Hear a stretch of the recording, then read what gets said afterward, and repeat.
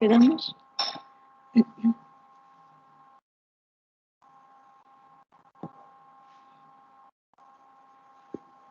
También, bueno, quedamos que mañana sería la evaluación de la unidad del sistema nervioso autónomo, ¿verdad?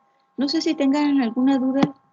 Quedó una tarea por ahí pendiente, no la hemos revisado, pero no sé si tengan alguna duda. ¿Estuvo sencilla o alguna duda con las preguntas o con los fármacos que investigaron?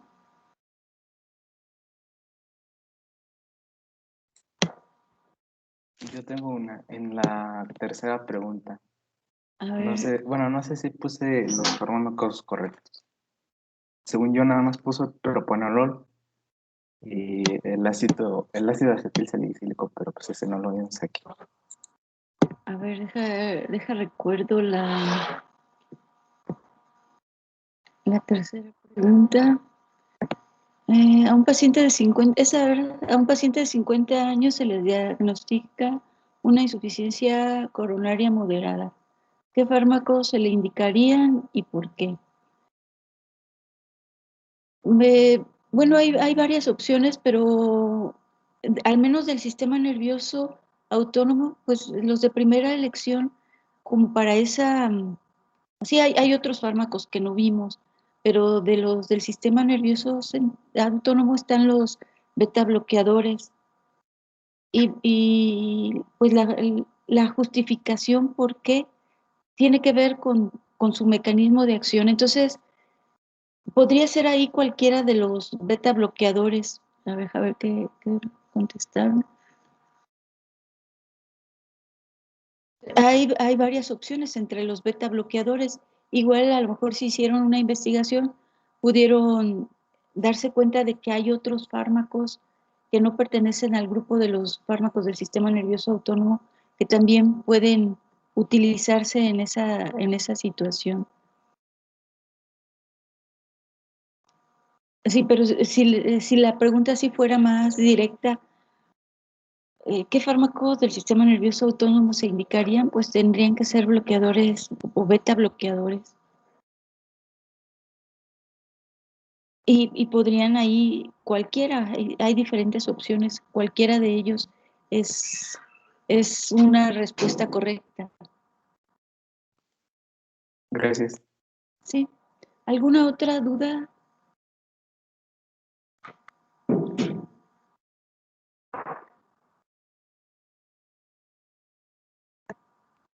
Mm,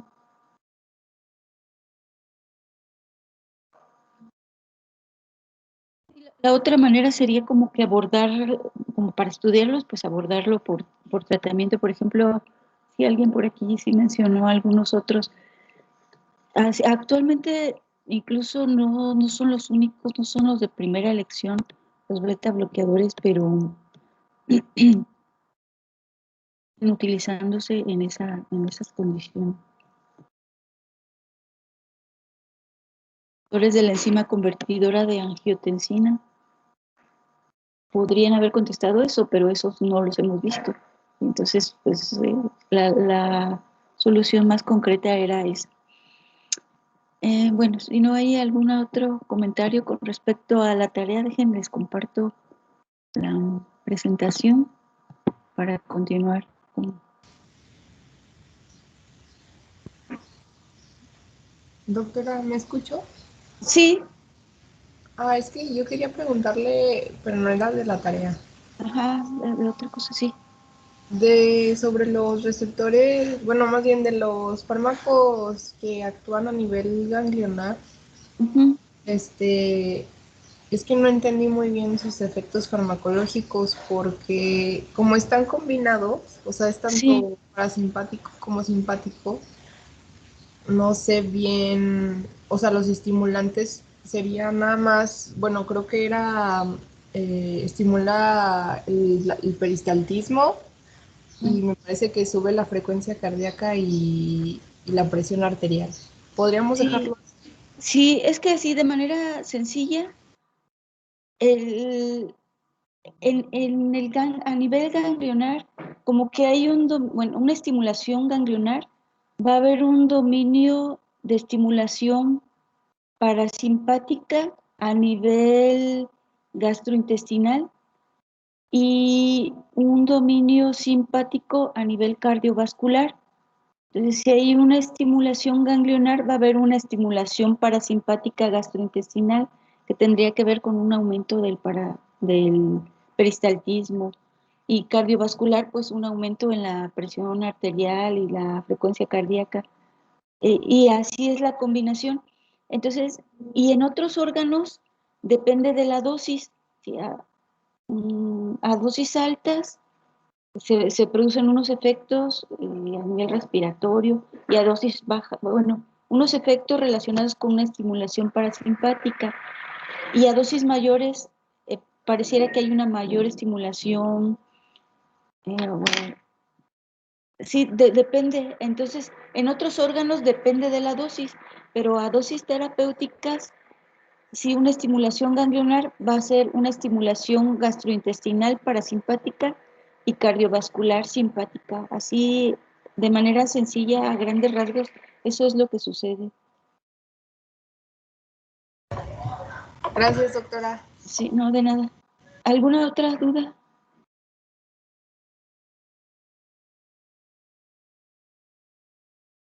Igual se vería lo mismo, bueno, en sentido contrario, un bloqueo ganglionar, pues va a producir un bloqueo parasimpático gastrointestinal y un bloqueo simpático cardiovascular. No sé si tengan alguna otra duda de esa unidad.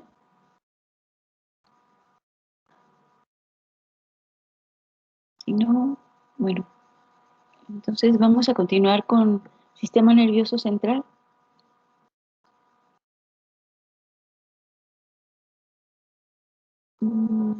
¿Sí se ve ahí la presentación?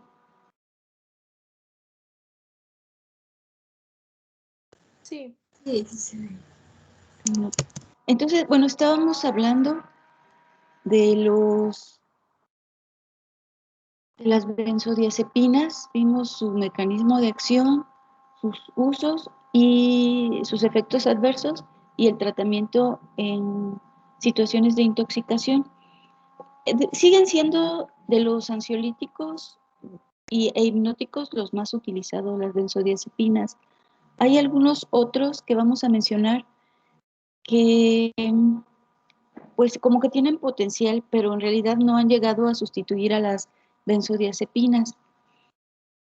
Bueno, aquí son algunos de ellos, se les conoce como no benzodiazepínicos.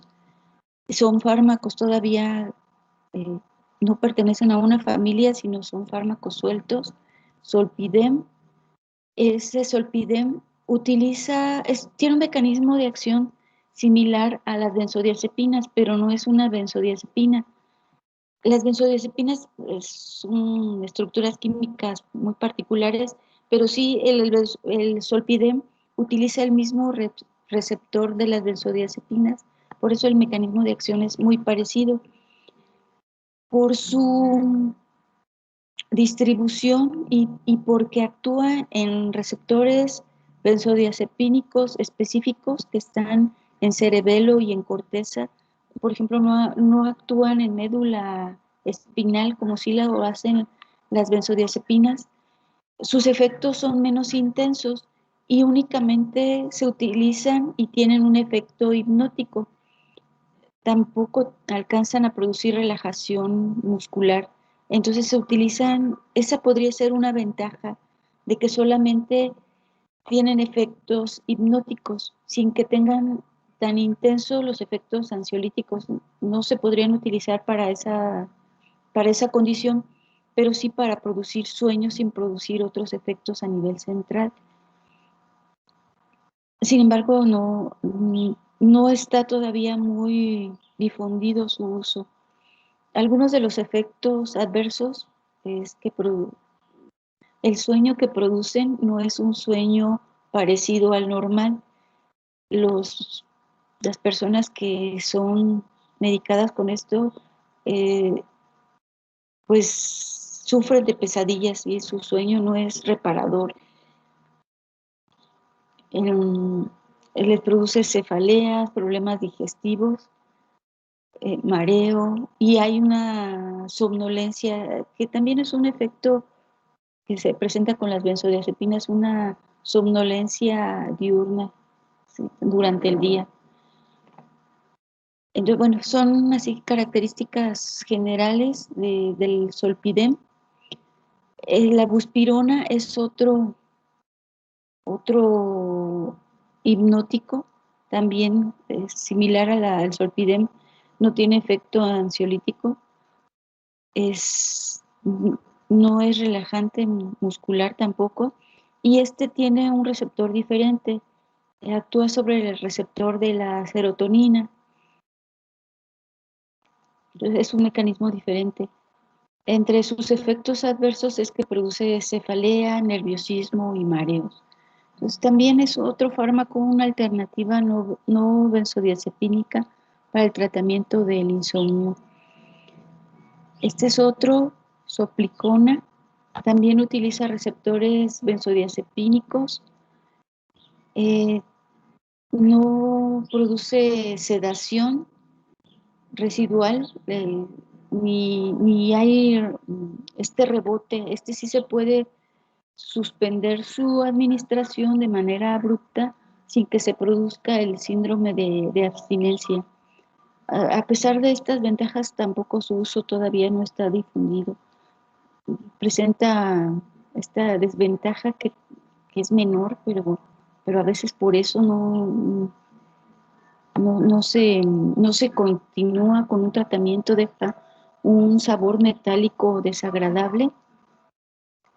Entonces, este es otro. La hidroxicina es un fármaco que pertenece al grupo de los antihistamínicos. Actúa a nivel central sobre receptores H1, que son receptores histamínicos, también es un mecanismo diferente.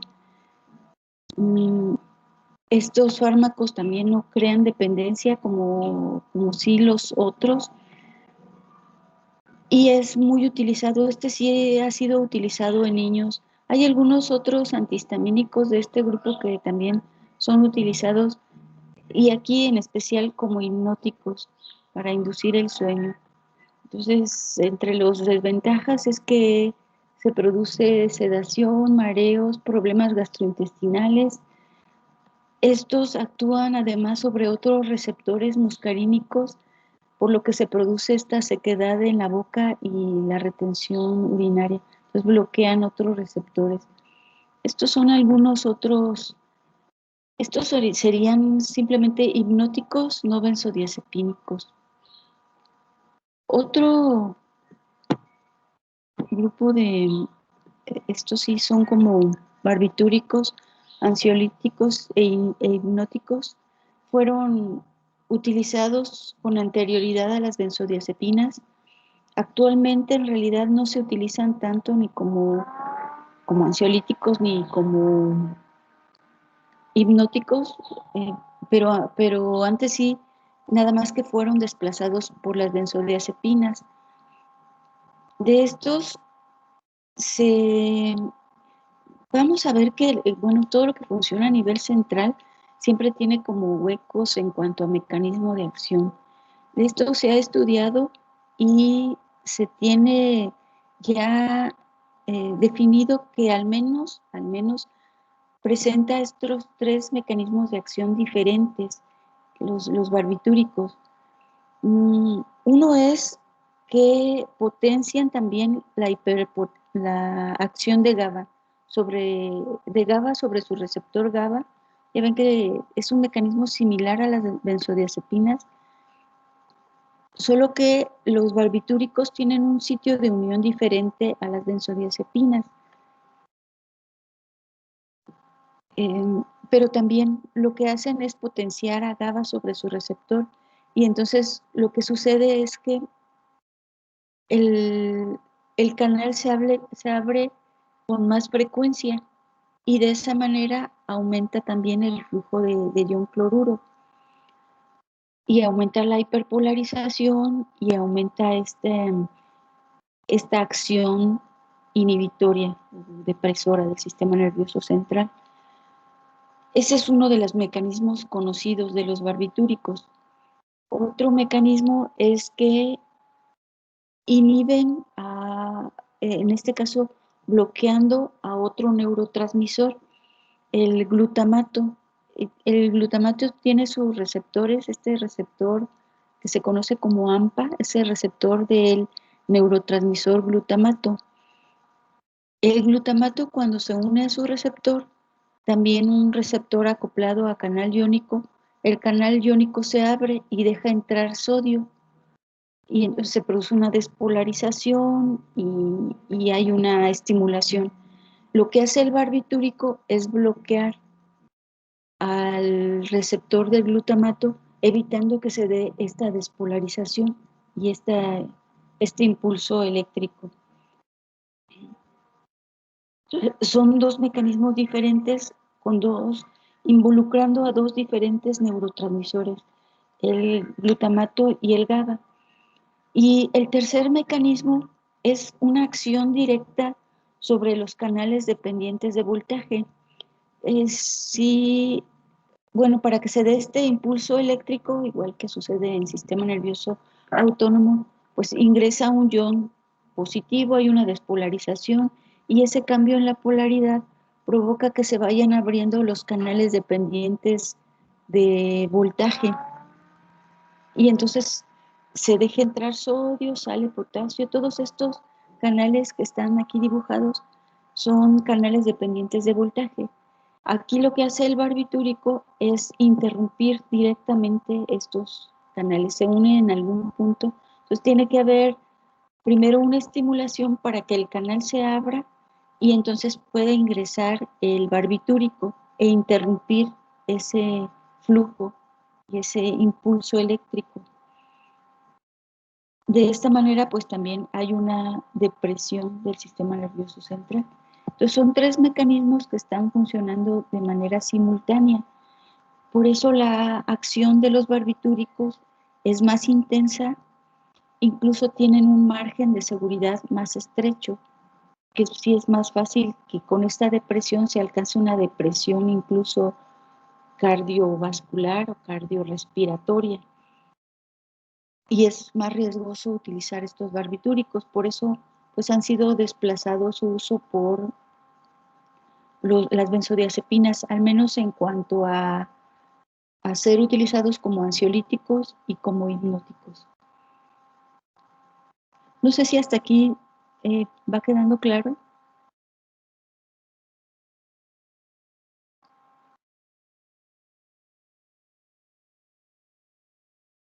Sí.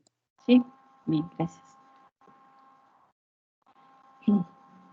Bueno, aquí son algunos de los fármacos barbitúricos. Es una clasificación de acuerdo a la duración del efecto. Tenemos los de acción prolongada, que duran entre 1 a 2 días, los de acción corta de 3 a 8 horas y los de acción ultracorta 20 minutos. Y estos son de los fármacos más utilizados.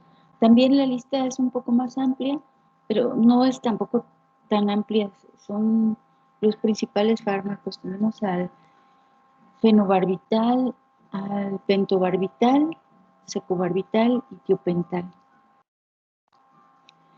Entonces, como tienen varios mecanismos de acción y una depresión del sistema nervioso central muy intensa, pues tiene varios efectos fisiológicos. Esta depresión del sistema nervioso central no solamente va desde la sedación, hipnosis, estos sí pueden producir anestesia.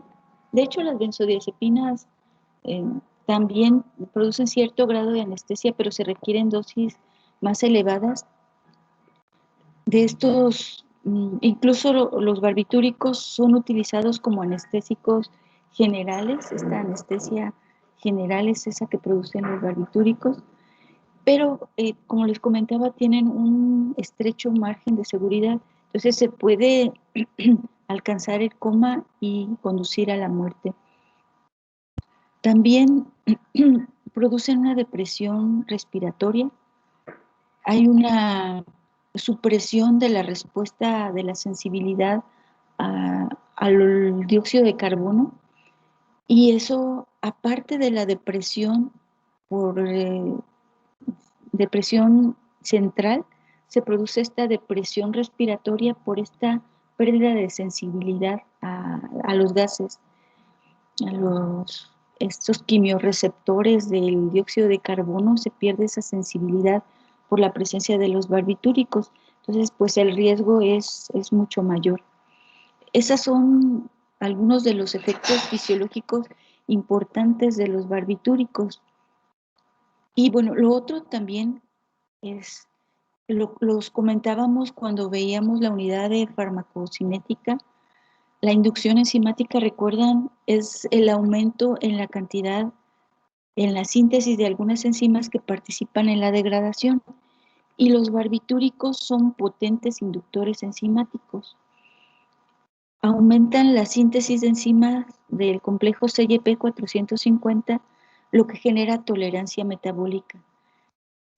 Entonces, es una de las razones por las que se ha, aparte de todos estos efectos y del estrecho margen de seguridad, pues también tienen estas implicaciones en las que se requieren, se genera esta tolerancia metabólica y se requieren ahora mayores dosis para producir los mismos efectos. Y esto pues conlleva una serie de interacciones farmacológicas. Cuando se están administrando los barbitúricos, hay muchos fármacos que no pueden ser administrados porque son degradados por las mismas enzimas. Entonces, al ser administrados, pues no se observa su efecto porque son degradados también rápidamente por este incremento que es propiciado por los barbitúricos. Entonces, son algunas de las características de los barbitúricos. Sí. En cuanto a anestesia, significa porque dejan de, o sea, no perciben, como se deprime el sistema nervioso central, no perciben la sensación o por qué se da la anestesia. Sí, muy bien. Y eso sí, no lo menciono ahora, pero porque lo vamos a ver después cuando veamos anestésicos general, pero sí es importante mencionarlo ahora. La anestesia general es una condición en la que está suprimida por esta depresión del sistema nervioso central, está deprimida la percepción del dolor, la capacidad de responder al dolor, la capacidad de moverse, hay una relajación muscular,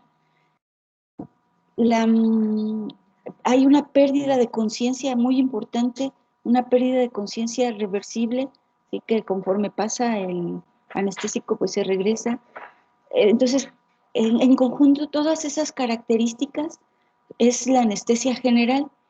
Y los barbitúricos, entonces, no solamente provocan el sueño, la sedación, sino llevan más allá. Hay una pérdida de todas estas percepciones, incluso una pérdida del conocimiento, que sería esta condición de anestesia.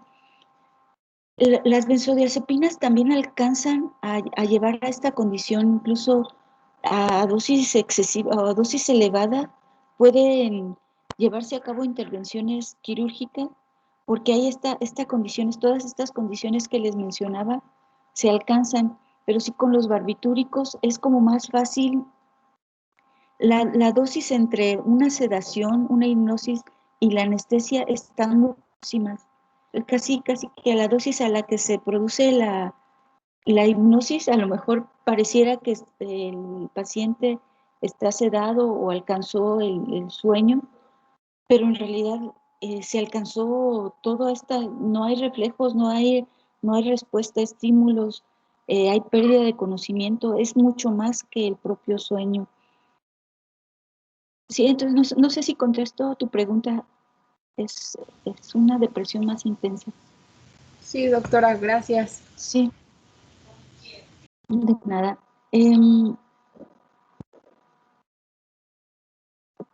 No sé si alguna otra pregunta.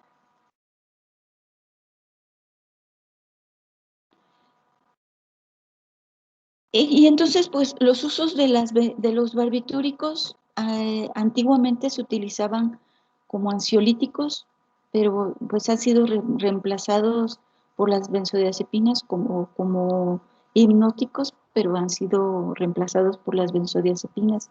Actualmente el principal uso es como anestésico general, en especial como inductores.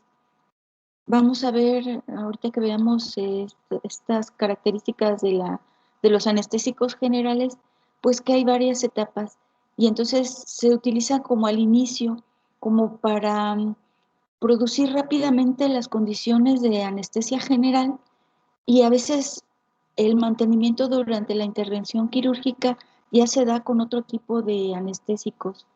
Entonces es como para dar un inicio rápido a las condiciones de anestesia general, es como se utilizan más estos barbitúricos.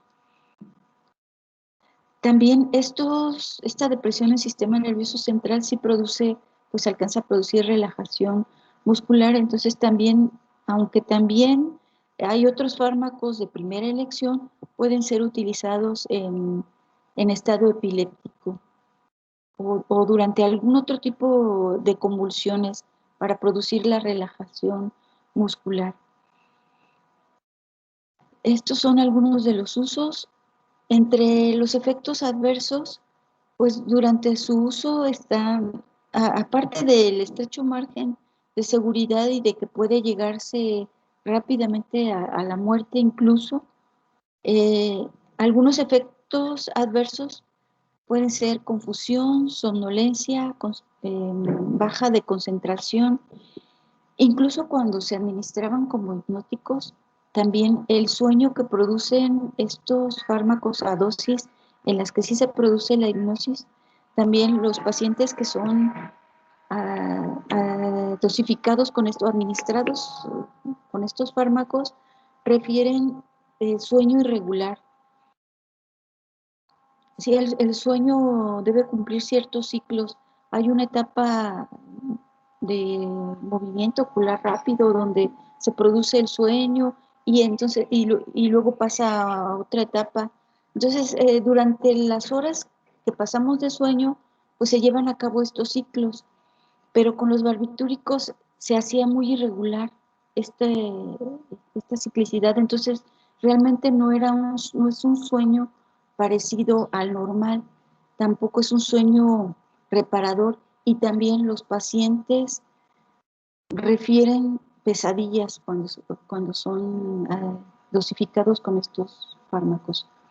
Y el otro problema, pues es, aparte de la tolerancia, también se genera una dependencia y si se les está administrando por un tiempo y a veces ni siquiera tan prolongado, que rápidamente se genera esta dependencia y la interrupción brusca de estos fármacos incluso es más intensa que con las benzodiazepinas. Se genera este síndrome de abstinencia que presenta estas características, entre otras, excitación, alucinaciones, delirio, convulsiones, y puede llegar a incluso la interrupción de estos fármacos conducir a la muerte.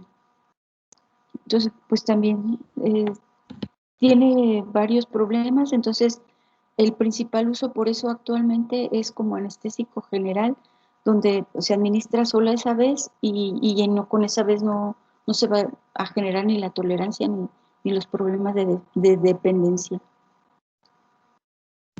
Yo tengo una duda, doctora. Sí, entonces, cuando a una persona se le administra anestesia general y presenta como signos como de trastorno, entonces significa que es alérgica a los barbitúricos.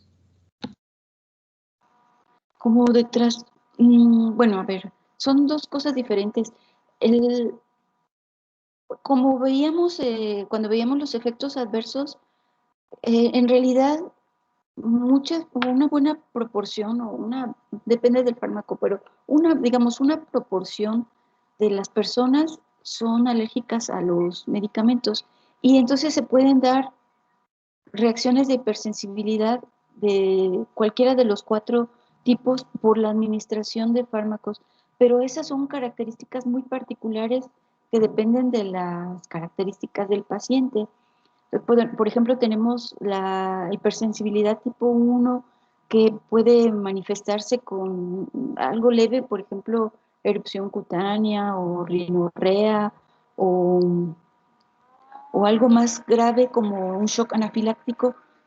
Entonces, y bueno, cada una de los tipos de hipersensibilidad tienen sus características, pero eso es algo que es propio del paciente.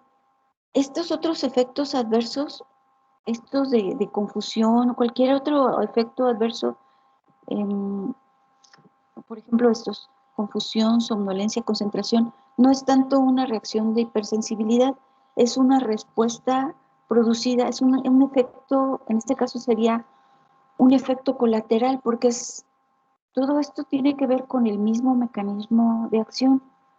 Entonces, es un efecto colateral y aquí sí, casi es inevitable que se presenten estos efectos. En la mayoría de la población se van a presentar con la administración del fármaco, porque es consecuencia del mismo mecanismo de acción. Entonces es inevitable incluso a dosis terapéuticas que se presente esto. La tolerancia pues también es casi inevitable, sobre todo esto cuando se administran por tiempo prolongado, y la dependencia se manifiesta también cuando se administra por tiempo prolongado. Sí, no sé si por ahí va tu pregunta, si contesto tu pregunta. Sí, era eso, muchas gracias. Sí, sí, de nada. Y ya en realidad ahora cuando hemos estado hablando de efectos adversos ya de estos grupos, no mencionamos a las reacciones alérgicas, pero sí es algo que se tiene que tener en cuenta casi con todos. Incluso a veces no es el mismo fármaco, sino los coadyuvantes o los excipientes son los que hacen que se presenten estas reacciones alérgicas. Pero sí es algo que también se debe de tener en cuenta, que casi con todos los fármacos es posible que un porcentaje de la población pueda manifestar efectos adversos, efectos alérgicos. Los efectos colaterales son casi en los que nos estamos basando, porque son como de más fácil justificar, porque tienen que ver con el efecto, con el mecanismo de acción, con el mismo mecanismo de acción. No sé si tengan alguna otra duda, comentario.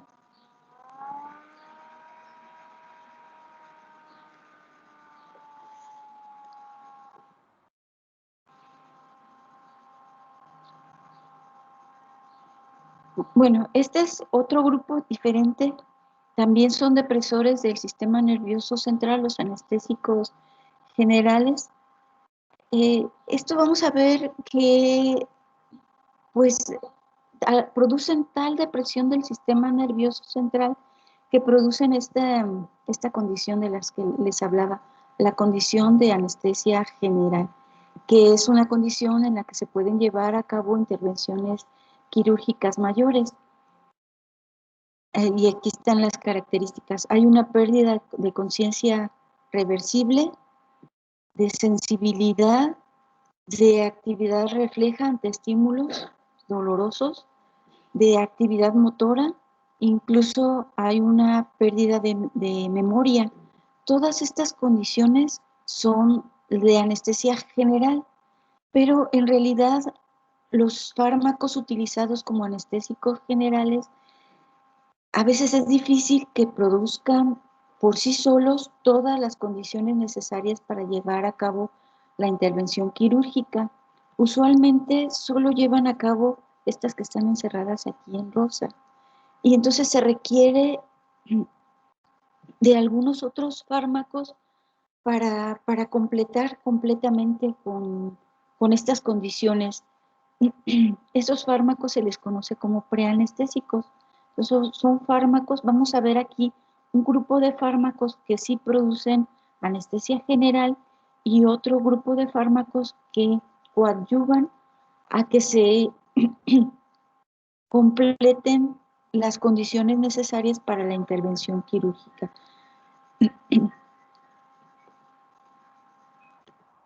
Entonces, como les comentaba aquí, en los fármacos que actúan a nivel central, de hecho hay controversia porque como es muy complejo lo que sucede a nivel central, en algunos casos no se tiene muy claro qué es lo que sucede y cuáles son los mecanismos de acción.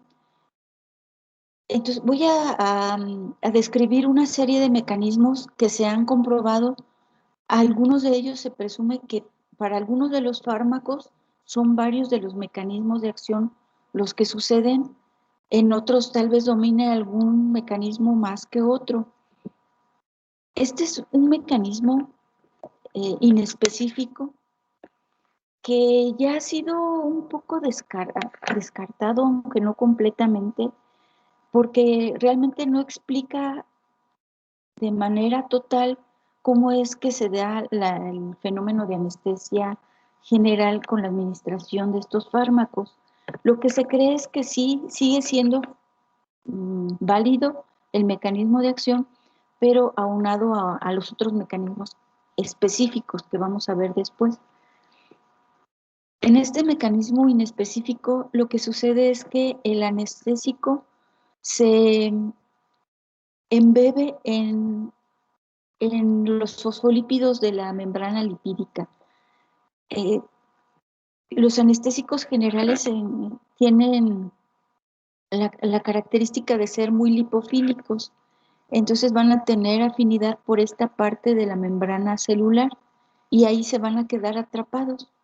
Esa situación va a ocasionar que los canales iónicos dependientes de voltaje colapsen y entonces dejen de funcionar y se interrumpa el impulso eléctrico, el impulso nervioso, y de esa manera se produzca la depresión del sistema nervioso central. Esta teoría es muy antigua, es de las primeras, allá por 1800 y tanto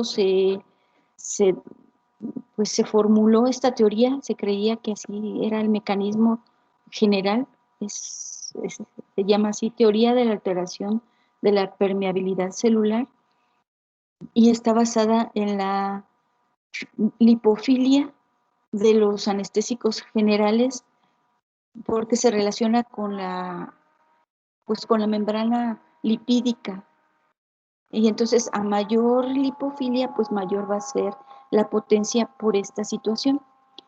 Esta, como les comentaba, pues es un mecanismo inespecífico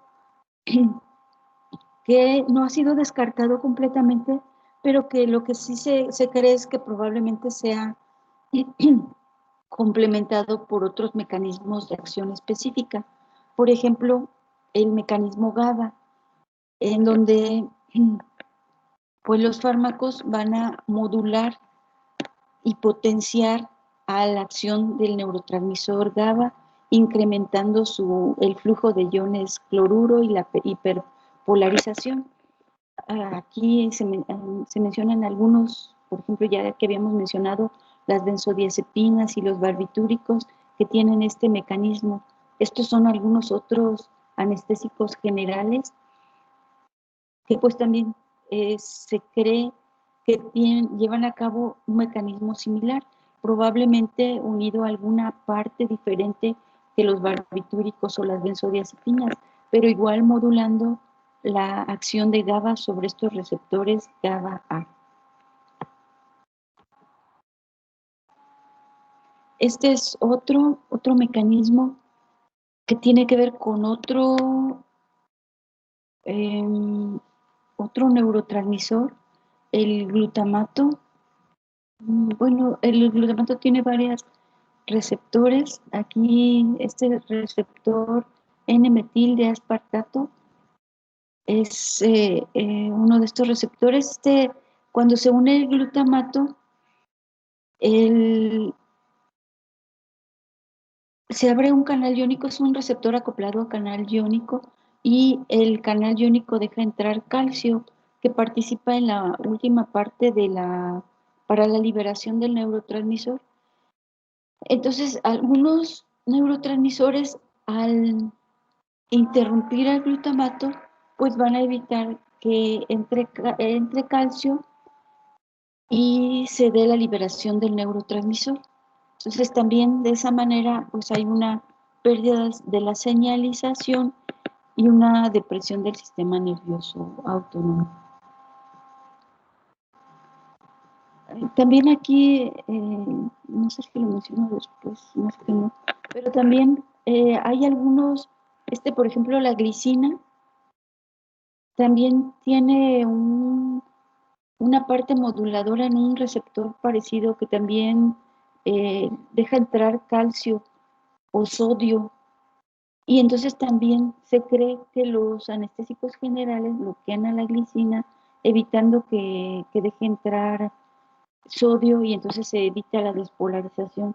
Estos son algunos de los mecanismos que se han descrito y que se ha aceptado que ya también están involucrados los anestésicos generales en estos receptores, como en este caso como antagonista y en este caso como modulador de otro neurotransmisor.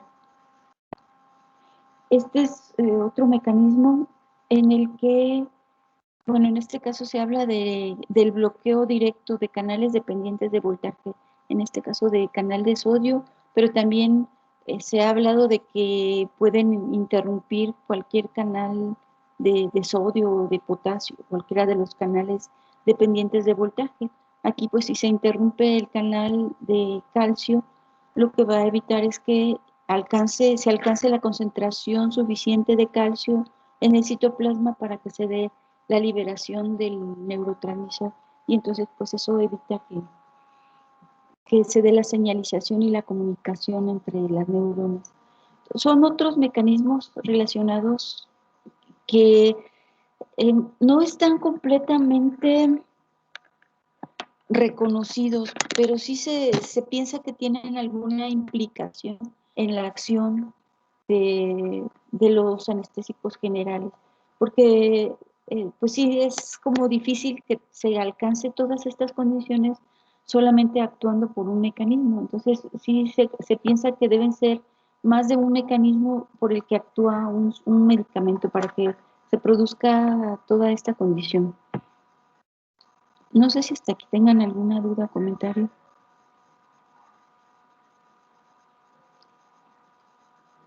Maestra, ¿qué dijo de la glicina en el mecanismo de acción anterior? La glicina igual, lo que pasa es que aquí está dibujado como que todo fuera sobre el mismo receptor.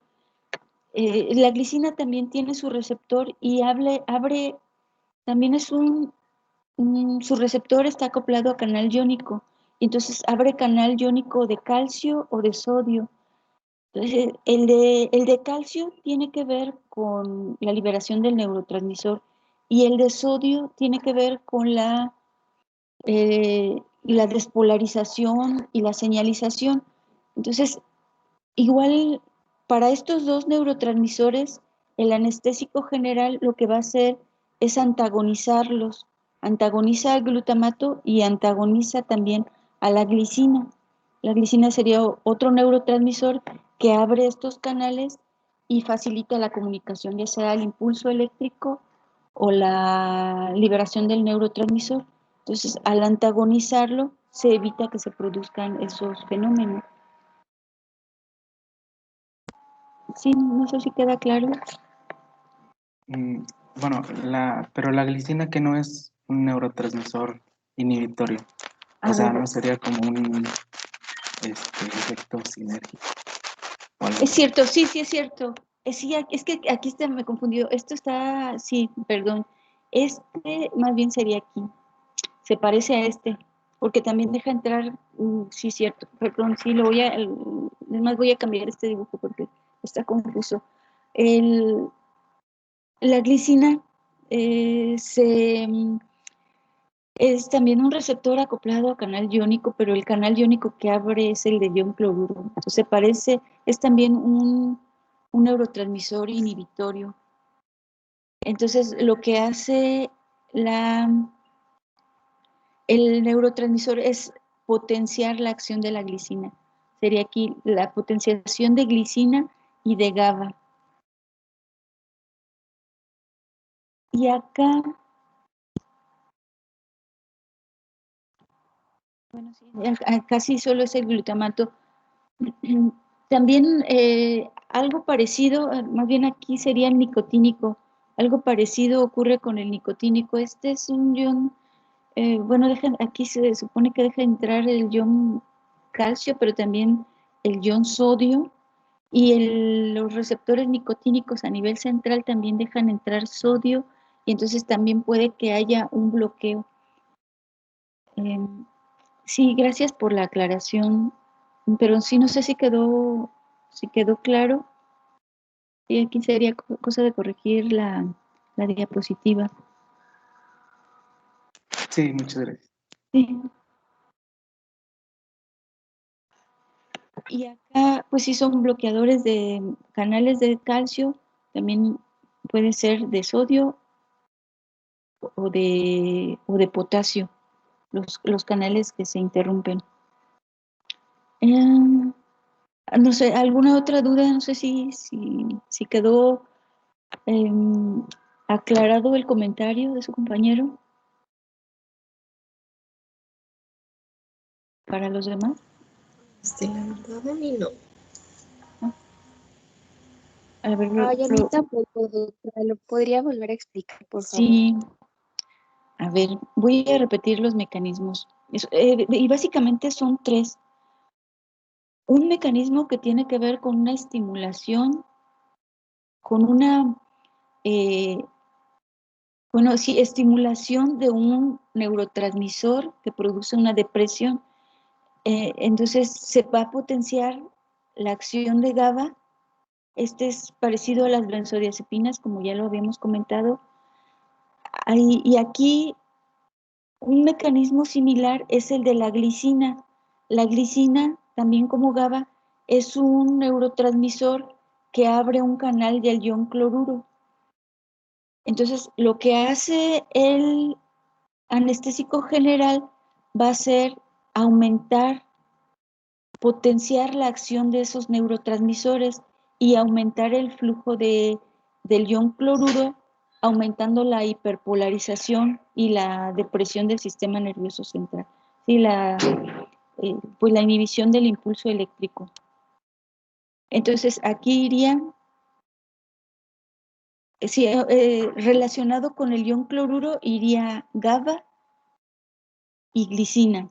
Y entonces el anestésico general potencia la acción de esos neurotransmisores. No sé si hasta aquí vamos bien. Sí, ya Sí, quedó, doctora, gracias. sí. Y acá sí, solamente es el glutamato. El glutamato es el que abre el canal, pero es un canal de un ion positivo. Y entonces, si el glutamato actúa sobre su receptor, pues se va a producir la despolarización y el impulso eléctrico. El anestésico general entonces lo que va a hacer es bloquear este neurotransmisor, el glutamato. Aquí lo que les comentaba es que también la nicotina,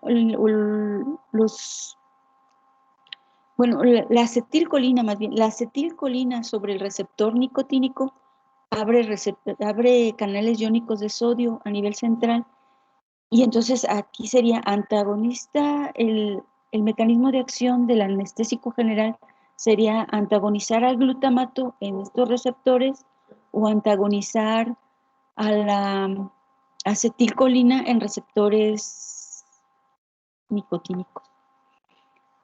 Hasta aquí, ¿queda claro esta diapositiva? Sí, bueno, conmigo ya quedó claro. Sí. Y bueno, y el último mecanismo que es el bloqueo directo. Sí que sería algo parecido a un dibujo que tenía por acá. Ahí está. Sería el bloqueo, sí tendría que estar, voy a revisar.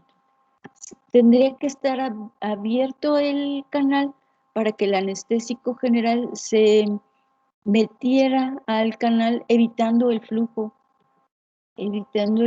de los iones. Y esto pues funciona para iones de calcio, de sodio y de potasio. Son tres mecanismos, aunque involucrando diferentes, bueno, 3 mecanismos específicos, estos 3 serían específicos, y el mecanismo inespecífico que veíamos de la capa lipídica, de la acción por disolución, por solubilidad en los lípidos. No sé si quedó claro, muchachos, ahora sí. Sí, doctora. Bueno, vamos a dejarle hasta aquí con los mecanismos de acción y ya la semana que entra continuamos con esta parte.